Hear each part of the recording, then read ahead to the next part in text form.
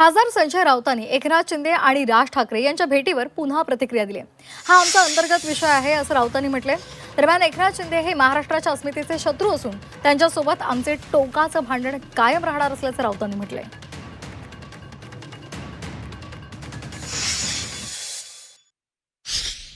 बरं झालं असेल तर मी इथे कशाला सांगू.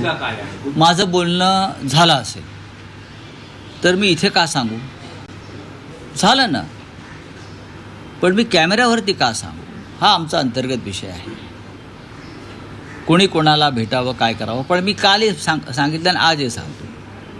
एकनाथ शिंदे हे त्या अर्थानं महाराष्ट्राच्या अस्मितेचे, स्वाभिमानाचे शत्रू आहेत.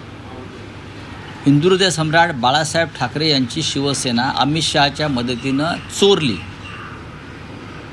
म्हणून ते महाराष्ट्राचे किंवा शिवसेनेचे प्रमुख होऊ शकत नाही. हा खटला कोर्टामध्ये आहे आणि तो आम्ही जिंकू. दुसरं असं आहे की एकनाथ शिंदे यांच्याबरोबरचं आमचं भांडण आहे आणि राहील, हे मी वारंवार सांगितलेलं आहे. ते भांडण व्यक्तिगत नसून ते भांडण महाराष्ट्राच्या हिताचं, स्वाभिमानाचं आहे, नैतिकतेचं आहे आणि हे भांडण आम्ही टोकाला नेऊ. राज ठाकरे आणि एकनाथजी शिंदे यांची नंदनवन येथे भेट झाली आणि आग मात्र दुसरीकडे लागली. संजय राऊतांच्या भांडूपच्या नाक्यावर धूर निघायला लागला.